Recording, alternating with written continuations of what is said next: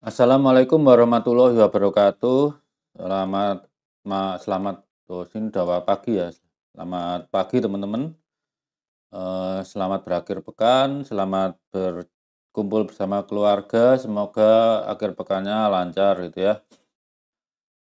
Kali ini saya akan membuat vlog tentang menanggapi wawancara dokter dan sekaligus dokter Zenabi dari Universitas Sriwijaya. Kalau secara umur dan senioritas ya saya harus akui sebagai juniornya.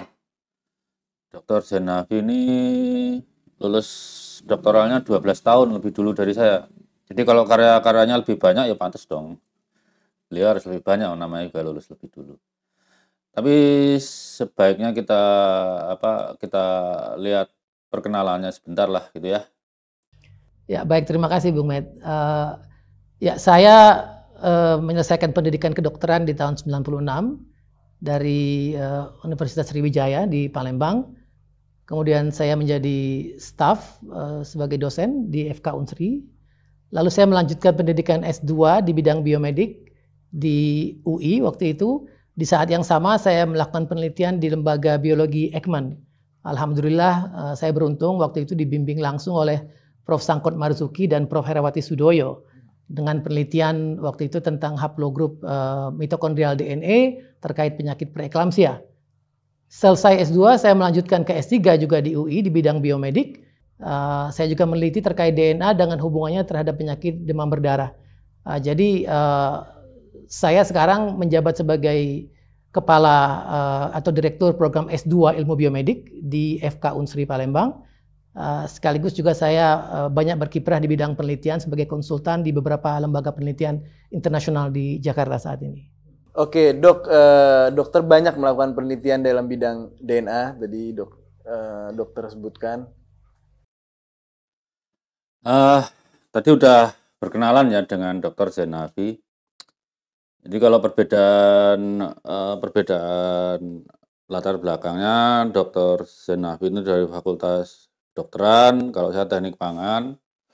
Dua-duanya ilmu biologi terapan sebetulnya. Ya sama diajari genetika, cuma ketika terakhir-terakhir saya lebih memilih dari sisi rekayasa proses. Dokter Zenabi itu ke kedokteran apa pastinya saya kurang tahu. Tapi kalau dikaitkan perkara nasab ini nggak perlu sebetulnya sampai level dokter turun gitu. Ini kan anak-anak semester 4 ya sudah ngerti lah. Nah, tadi udah dijelaskan kan pendidikannya dari S1, S2, S3, dan seterusnya. Dosennya siapa gitu ya. Bekerjanya di mana, penelitiannya apa aja. Maksudnya apa kan gitu. Ada dua kemungkinan. Ya mungkin meyakinkan Anda. Kedua, karena dibuat sekemilo itu, Anda dirayu untuk percaya tanpa cek dan recheck, dan di situ berbahayanya. Kalau perintah agama kita kan pertama itu ikro. Jadi siapapun yang berbicara ya recheck lagi dengan, kalau saya lebih suka recheck dengan literaturnya gitu. Nanti kita coba ya, apakah yang dikatakan Dokter Zenabi itu sesuai literatur atau tidak itu ya. Pada bagian-bagian awal ya nggak ada banyak beda pendapat ya, terutama tentang apa gen itu. Kemudian sepertinya bahas tentang etnisitas itu ya. Ini sepertinya kok malah bahas penelitian dosennya sendiri, Profesor Herawati Sudoyo. Terutama kan kalian ingat apa? Kenapa kok Najwa Shihab generatnya 3,5%? Kalau kita bicara gen itu nggak ada hubungan sama nasab, terutama nasab Alawi ini. Karena gen itu kan dari hasil coding DNA. DNA yang terekspresikan dalam tubuh kita, baik yang teramati di luar ya, fenotip, atau teramatian di dalam anatomi. Kita kan mata kita nggak bisa ngamati jantung kita burik atau hitam atau putih, tapi itu tetap ekspresi gen gitu ya. Jadi dalam perkara seperti etnisitas saya nggak berbeda pendapat dengan dokter Hafi ini. Tapi kan karena rame bahas nasab, ya kita kaitkan di situ. Khusus untuk etnisitas, nggak ada yang perlu saya bantah. Bahwa etnis-etnis tertentu itu menunjukkan fitur-fitur tertentu, itu kan karena kawin-mawin dengan sebangsanya. Misalnya bangsa Cina lah, matanya sipit, atau kalau kita kulitnya sawo matang, itu kan kecenderungan kita kawin dengan satu bangsa. Artinya gen yang mengontrol fenotip seperti itu nggak terdilusi. Karena saya dengan istri saya sama-sama orang Jawa seperti itu kan. Kalau saya kawin sama misalnya Taylor Swift, ya anak saya beda ya, cuma nggak kesampaian kawin sama Taylor Swift. Nah, ini bagian yang sebetulnya berkait dengan nasab jalur maternal atau paternal ya, yang dibilang oleh Dr. Zenavi. Coba kita dengar sebentar. Jadi kromosom Y ini adalah suatu kromosom yang hanya diturunkan oleh jalur ayah dari generasi ke generasi. Artinya tidak ada rekombinasi dengan DNA ibu. Dia eksklusif dari jalur ayah. Dengan begitu berarti bisa diasumsikan kromosom Y ini akan terus terbawa dengan pola yang sama dari generasi yang jauh sampai generasi yang sekarang. Sehingga lebih memungkinkan untuk digunakan untuk mentrace leluhur seseorang dengan menggunakan kromosom Y. Artinya setidaknya lebih memungkinkan, maksud saya akan punya daya lacak yang lebih tinggi dibanding kalau hanya menggunakan DNA autosom yang bisa terdilusi hilang dalam beberapa generasi. Jadi ini bisa lebih jauh sehingga bisa lebih memungkinkan untuk melakukan tersebut. Terlepas nanti seberapa sahihnya hasilnya, tapi setidaknya kromosom Y bisa melakukan hal seperti itu. Nah, kalau dari jalur ibu kita punya DNA mitokondria. Jadi mitokondria ini adalah suatu organel dalam sel yang juga punya DNA sendiri yang tidak sama dengan DNA dalam inti kita. Berbeda. Dia khusus DNA-nya dan organel namanya. Dan uniknya ini hanya diturunkan oleh jalur ibu. Jadi Allah berikan dua perangkat untuk melacak dari jalur ayah saja atau ibu saja. Jadi mitokondria ini hanya ada dari ibu karena memang DNA mitokondria ayah tidak masuk dalam saat pembuahan sehingga hanya di DNA mitokondria ibu yang ada pada bayi dan akan terus dibawa dari generasi ke generasi melalui jalur ibu. Dia sangat eksklusif. Jadi, tadi kan udah dengar sendiri kan apa kata Dr. Zenavi itu. Bahwa kromosom Y, sebenarnya nggak 100% kromosom Y, sekitar 95%-nya, itu tidak berrekombinasi dengan pihak ibu atau pihak nenek buyut atau pihak nenek cangga. Itu tidak berkombinasi sama sekali. Itu artinya kalau seorang kakek yang masuk kelompok haplogrup misalnya JPF 4816 10.000 tahun yang lalu, maka seluruh cucu paternalnya hari ini, seluruhnya semua tanpa kecuali, mau ada catatan buku nasab atau tidak, sepanjang dia garis lurus laki-laki, maka akan digolongkan haplogrup JPF 4816. Semuanya. Nanti secara parsial, misalnya keturunan keberapa membentuk cabang, baru ikut kakeknya yang di cabang itu. Tapi ketika keseluruhan dari kakek yang JPF 4816 ini, seluruh keturunannya ikut haplogrup kakeknya ini, JPF 4816. Ingat bahwa cucu ikut haplogrup kakeknya, tapi kakek nggak ikut haplogrup cucunya. Haplogrup turunan, tapi kalau J ya tetap J dalam satu superklade garis lurus gitu ya. Jadi 10.000 tahun yang lalu sekarang cucunya ya tetap JPF 4816, nggak berubah jadi C2A macam Genghis Khan gitu, bukan. Itu konsekuensi apa yang dikatakan oleh Dr. Zenavi tadi. Kan nggak ada perbedaan berarti kan kalau saya dengan Dr. Zenavi tadi. Itu satu. Nah, sekarang yang jadi masalah adalah kalau kalian lihat tulisan terakhir oleh Mas Rumel Abbas bahwa ada kabilah-kabilah yang mengklaim satu ada yang keturunan Imam Ali, ada juga yang mengklaim keturunan Fir ya, pendiri suku Quraisy itu ya. Ternyata haplogrupnya berbeda. Ya kita nggak tahu haplogrup patokannya apa, apakah J, apakah G, apakah R, apakah E gitu ya. Tapi kalau dari satu kakek, keturunannya haplogrupnya bermacam-macam, dalam hal ini superclade bukan haplogrup turunan, tapi haplogrup samping-samping semua gitu ya. Beda kakeknya ketemu 88.000 tahun yang lalu. Itu menunjukkan bahwa entah pengakuannya, entah catatannya itu bermasalah. Itu kenapa tes DNA itu untuk memvalidasi nasab gitu. Apakah nasabnya itu benar secara administratif, buku nasab, tapi juga benar berdasarkan catatan Tuhan gitu. Kan yang nulis DNA kita Tuhan, siapa lagi? Anda mau nulis DNA di 30 miliar sel Anda nggak bisa gitu. Ya itu yang jadi masalah gitu ya.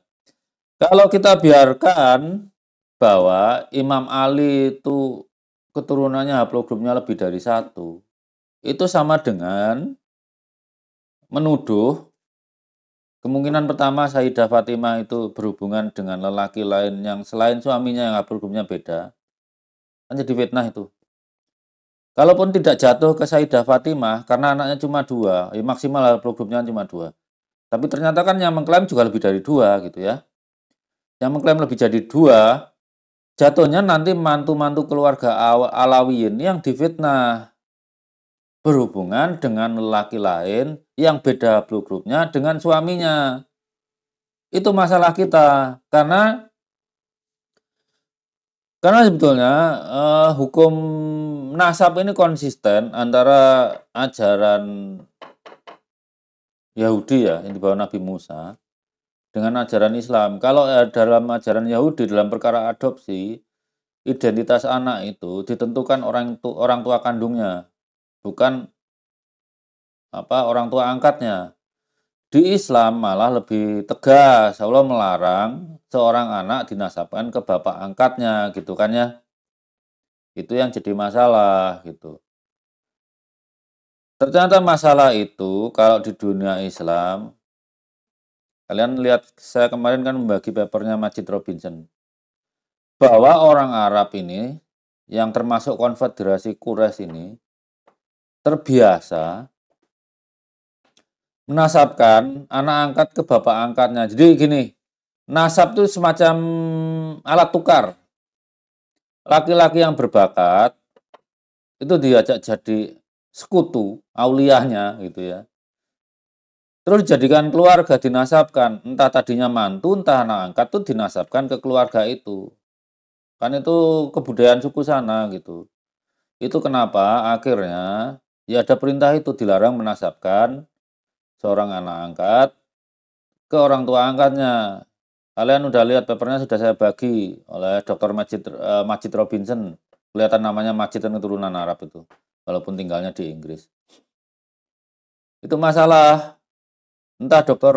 Hafi ini udah baca paper itu atau belum saya nggak tahu. Tapi sepanjang pengamatan saya, apapun yang dikatakan Dr. Hafi ini sebetulnya sepertinya sebelumnya nggak baca dulu. Nanti kita bahas satu-satu. Kenapa saya sampai bilang Dr. Hafi nggak baca dulu materinya. Nah, sekarang kita lihat bahwa beliau ini menggeret ke contoh itu tentang Genghis Khan. Ya, saya simpulkan beliau ini malah nggak baca sama sekali penelitian tentang Genghis Khan. Karena dalam setidaknya saya mengumpulkan 8 artikel yang membahas tentang Genghis Khan ini. Dan saya yakin Dr. Hafi malah nggak baca satupun. Nggak baca satupun. Entah yang feeding datanya siapa saya nggak tahu. Coba kita dengarkan apa yang beliau katakan. Anda ingin mengetahui siapa saja yang apa sih pola genetik dari seorang orang masa lalu yang penting. Misalnya kita anggap Genghis Khan misalnya. Oh, Genghis Khan ini polanya apa? Kita pengen tahu keturunan Genghis Khan ini banyak tersebar di mana-mana. Ada nggak yang memang benar-benar keturunan Genghis Khan? Dari mana kita tahunya? Nah, kan kalau generasi yang dekat gampang. Bapak ibu tinggal ambil DNA anaknya, dicek ke bapak ibunya atau dari bapaknya bisa ketahuan. Betul. Atau mungkin kalau generasi yang dari anggap saja mungkin masih 5 keturunan lah dari Max sampai ke kakek yang kedua. Karena kita tahu siapa anak-anak kakek tadi sampai sekarang, ada yang menyaksikan bahwasanya ini orang memang betul keturunan kakek ini. Selagi kita bisa mendapatkan sampel mereka, tidak harus sampel kakek yang sudah meninggal tadi, kita bisa melihat polanya. Karena kita tahu semua orang ini adalah keturunan dari kakek yang sama. Sehingga begitu ada polanya yang sama, kita bisa katakan pola inilah pola kakek tadi. Karena masih tidak jauh jaraknya. Tapi kalau itu yang Genghis Khan tadi misalnya, Anda tahu udah berapa juta umat sekarang ini yang mungkin mengaku pecahan dari Genghis Khan. Nah, apakah mungkin kalau ada satu kelompok orang yang mengatakan, saya klan keturunan Genghis Khan, dia diperiksa dan ternyata ketemu pola tertentu, lalu yang lain yang ternyata berbeda, itu langsung dikatakan bukan keturunan Genghis Khan? Tidak bisa. Di sini, Dr. Hafi itu lebih kelihatan sebagai apa? Sebagai ulama daripada sebagai saintis itu ya. Bilang penelitian tentang Genghis Khan tapi nggak disebutkan penelitian Genghis Khan yang mana gitu ya. Karena kesimpulan memang belum ada apa ya, konklusi yang pasti. Klan Borigin itu haplogrupnya yang paling resolusinya paling tinggi. Artinya yang terakhir ya SWS 1000 tahun 800 tahun yang laluan, 1200-an kan Genghis Khan itu ya. Yang mana gitu. Jadi hanya ya mungkin dengar kata orang tanpa baca artikelnya. Total itu ada 8 artikel. 1 2 3 4 5 1 2 3 5 artikel itu metode induktif ya. Jadi dari suku-suku yang dianggap keturunan Genghis Khan atau tradisinya sebagai keturunan Genghis Khan itu teliti gitu ya. Yang 2 bantahan, tapi bantahannya juga bukan berubah haplogrupnya dari misalnya C berubah jadi O enggak gitu ya. Hanya resolusinya kurang gitu. Satu pendapat terakhir itu ya metode gali kubur itu yang paling beda gitu ya. Saya rangkum begini, penelitian pertama dari Profesor Seljal itu tahun 2003, itu ngambil populasi dari Pasifik, ya Pasifik sampai Laut Kaspia, berapa gedenya itu ya. Nah itu dari yang secara tradisi dikatakan keturunan Genghis Khan, dan itu bekas wilayah Kekaisaran Mongol, atau mengklaim keturunan Genghis Khan, itu diperiksa. Nah, di sini yang Dr. Hafi itu sama seperti Fikri Shahab. Di perkenalan tadi dia mengatakan pelajari haplogrup dari mitokondria DNA. Ketika bicara Y-DNA dia bilang pola, pattern. Di paper nggak disebut itu pattern. Kalau paper itu pasti pakai indikatornya UEP. Kalau nggak SNP ya STR. Seharusnya bilang itu aja haplogrup apa gitu ya. Nggak usah dikabur-kaburkan jadi pattern gitu ya. Nah, Profesor Seljal ini menyebutkan bahwa haplogrup klan Borigin adalah C2 star cluster ya.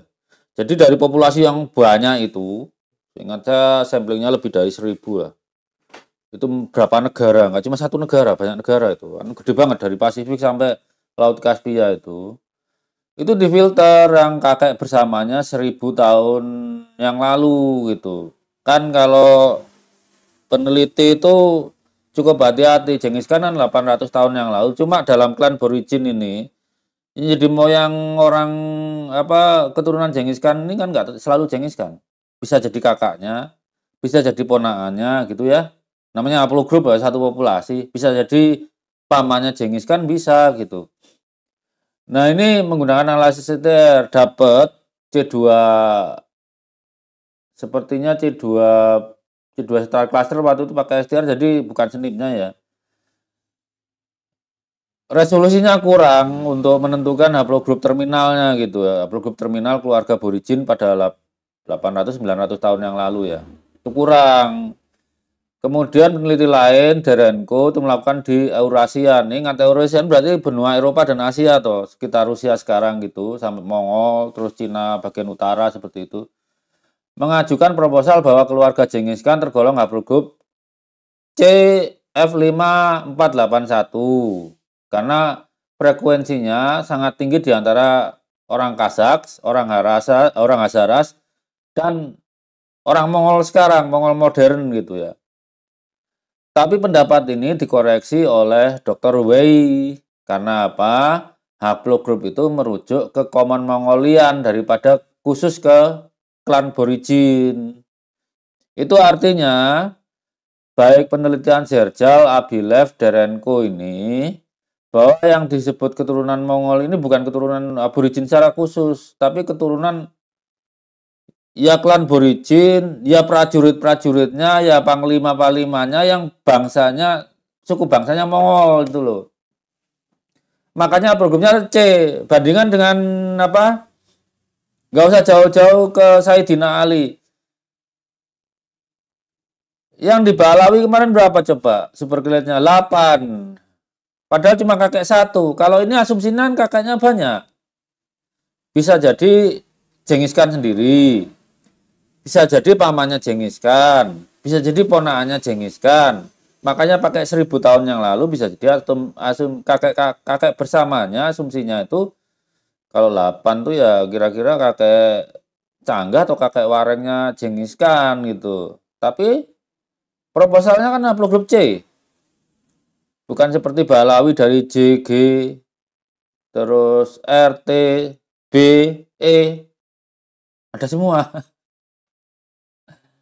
Kemudian yang kedua itu sama, dari Wen itu juga menawarkan haplogrup C, F1756. Nah ini, Dr. Raffi tadi bilang apa ya? Kalau nggak cocok, mau diapakan, dibantah?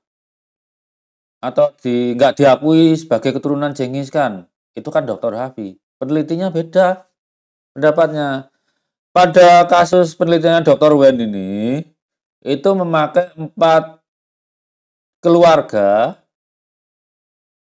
dari 2 negara. Satu di barat laut Cina, Cina segede gitu ya. Satu dari Kazakhstan. Kazakhstan ya negara Kazakhstan sekarang. Itu dulu bekas Uni Soviet ya. Nah, dari populasi dari barat laut Cina dia pakai klan Lu, kemudian Hu dan Tu. Klan Lu ini mengklaim sebagai keturunan Genghis Khan dari anak laki-lakinya yang paling besar, Jochi, gitu ya. Ternyata kemudian klan Hu dan Tu itu secara tradisi adalah keluarganya klan Lu. Tapi tidak mengklaim sebagai keturunan Genghis Khan gitu ya. Tapi kan kita bisa simpulkan kan bahwa karena dia kerabatnya, ya kemungkinan keturunan Genghis Khan itu ada. Setelah diperiksa DNA ternyata klan Hu dan Tu ini bukan keluarga paternal klan Lu. Persoalannya memang keturunan Genghis Khan gitu ya. Ya. Akhirnya pakailah pembanding klan Tore dari Kazakhstan gitu. Ternyata yang berkerabat klan Tore ini terkenal udah keturunan Jochi gitu ya. Ternyata yang keturunan Jochi itu adalah klan Lu. Hu dan Tuo ditolak. Kata Dr. Raffi tadi apa? Kalau nggak cocok ditolak. Ya ditolak buktinya oleh Dr. Wen. Iya kan? Ditolak. Memang nggak cocok haplogrupnya. Penelitian itu mencari kebenaran gitu loh. Walaupun kebenarannya nisbi, nanti bisa dibantah lain kali ya nggak masalah. Tapi peneliti kalau nggak cocok dengan apa yang didesain di awal ya dia tetap berani nolak. Nggak usah jauh-jauh manusia lah. Kalau misalnya virus saja lah. Kalau dia bukan keturunan virus SARS, misalnya virus flu ya tetap dibilang virus flu, bukan keturunannya virus SARS. Lain strain udah lain jalur genealoginya udah lain gitu. Nah, dalam kasus penelitian Dr. Wen ini yang jadi masalah adalah walaupun haplogrupnya C, CF1756 dan yang klan Lu dan klan Tore ini tanda petik terbukti keturunan Jochi, dapat ini dibantah oleh Dr. Liu gitu ya. Bantahnya dalam bentuk catatan apa ya, semacam surat menyurat pendek dalam riset Tuan ada. Short communication namanya. Jochi ini itu masih dicurigai apakah anak kandung dari Genghis Khan karena setahun sebelum nggak nyampe setahun lah sebelum lahir itu ibunya Jochi ini sempat ditawan oleh saingannya Genghis Khan. Waktu itu belum jadi Khan Agung, kan dia anak tertua. Makanya baik klan Lu dan klan Tore ini itu kemungkinan bukan keturunan Genghis Khan, bisa karena yaitu Jocinya yang bermasalah gitu kan. Apalagi catatan dari klan Lu itu banyak yang hancur. Buku nasabnya itu banyak yang hancur karena peperangan. Pendapat terakhir adalah dari Wei mengajukan CM407, ini kelihatan haplogrup tua melalui jalur Dayan Khan, penguasai dinasti Yuan Utara. Jadi kemungkinannya Dayan Khan itu kalau tidak keturunannya Kubilai Khan kan cucunya Genghis Khan. Bisa jadi keturunan panglima-panglima Mongol yang lain, maka haplogrupnya kan jadi CM407 itu. Kalau cuma 3 digit itu lumayan tua itu, haplogrup tua itu. Resolusinya kurang gitu loh ya. Tapi dari 1 2 3 4 5 dari 5 penelitian ini kan bisa ditarik bahwa Aborigin itu masuk superclade haplogrup C. Kalau kalian bandingkan dengan Balawi itu yang karena datasetnya baru ada itu. Rabito Alawi kan nggak mau bikin penelitian untuk membuktikan Ubaidillah itu haplogrupnya apa. Tertutup mereka terhadap ilmu itu. Yang diklaim keturunan Genghis Khan itu semuanya yang sampai 5 penelitian ini haplogrupnya C semua. Dari C2C, C2B dan C2B1 sebagian besar. Hanya dari W et al yang C2C1. C semua itu. Bahkan kan klaim sebagai keturunan Genghis Khan nggak bisa dipakai ndawir, ini cuma kebanggaan, nggak bisa dipakai untuk cari nasib gitu. Nah, pendapat terakhir dalam masalah Genghis Khan ini dari Lakfasuren itu. Dengan itu yang metode gali kubur di Talfan Tolgoi ketemu ini kuburan bangsawan Mongol, tapi bukan kuburan Genghis Khan ya. Kuburan Genghis Khan itu permintaan terakhirnya sebelum dimakamkan kan kuburannya disembunyikan. Bahkan konon tuh yang petugas yang mengubur dibunuh kok. Ya. Itu sampai sekarang ya nggak tahu pastinya kuburan Genghis Khan di mana. Kalau ngecek gali kubur yang paling cocok itu ya kuburannya Kubilai Khan gitu. Itu ketemu haplogrupnya R1B dengan gali kubur. Tapi penulisnya punya kemungkinan 2 gini. Karena haplogrup R itu juga ada di bekas-bekas wilayah ekspansi Mongol, tapi frekuensinya itu kecil. Nggak cocok dengan rakyat Mongol sekarang. Rakyat Mongol sekarang mayoritas C. Yang R ini kalau nggak kemungkinan haplogrupnya keluarga Genghis Khan, atau salah satu ratu Genghis Khan. Jadi kemungkinan mereka ponaan-ponaan Genghis Khan dari istrinya ya bisa. Karena R. Dia nggak bisa memastikan apakah ini dari keluarga besan atau keluarga inti Genghis Khan. Kalau yang 1, 2, 3 tadi kan minimalnya yakin dari prajurit-prajurit Genghis Khan, panglima-panglima Genghis Khan yang di mana-mana nyebar sperma kan. Nah sampai sini saya ngambil kesimpulan, Dr. Raffi ini nggak baca dulu gitu loh. Paling nggak dia harus baca 8 paper itu untuk mengatakan Genghis Khan. Ada yang ditolak seperti penelitian Serjal itu kan yang nggak cocok, yang TMRC-nya lebih dari 1000 tahun, itu ditolak. Itu representatif banget dari Pasifik sampai Laut Kaspia itu gedenya kayak apa itu berapa negara. Bahkan dari Wen, penelitian Dr. Wen itu, pakai 4 klan, 2 ditolak, bukan keturunan Genghis Khan. Penelitian itu mencari kebenaran, kalau ditolak ya ditolak, selesai urusan. Kalau nggak setuju ya bikin publikasi lagi, bantah, neliti lagi. Bikin publikasi bantahannya. Minimal pakai short communication itu. Itu kasus Genghis Khan. Peneliti itu berani menolak. Bukan tidak berani. Kalau hasil penelitiannya harus ditolak, ya ditolak. Kalau diterima, terima. Walaupun kalau diterima itu confidence-nya 95%.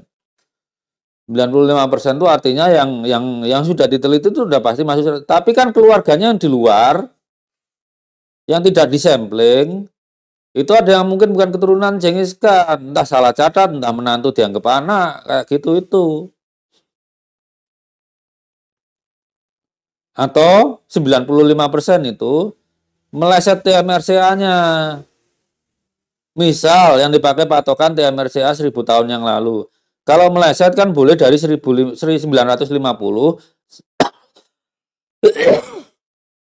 kan boleh dari 950 sampai 1050 tahun yang lalu.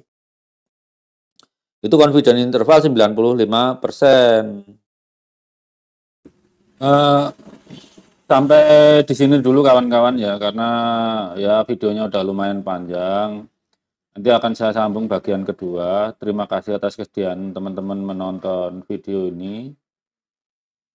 Ya, saya cukup senang menanggapi Dr. Hafi ini. Semoga diskusinya tetap sehat ya. Pada bagian berikutnya, karena Dr. Zenafi ini banting setir ke kelompok Yahudi, terutama Bani Lawi dan para pendetanya, kelompok Kohanim. Saya siapkan dulu videonya, agak kalau dipecah-pecah kan nggak terlalu panjang gitu. Jadi terima kasih kawan-kawan, terima kasih atas waktunya. Wassalamualaikum warahmatullahi wabarakatuh.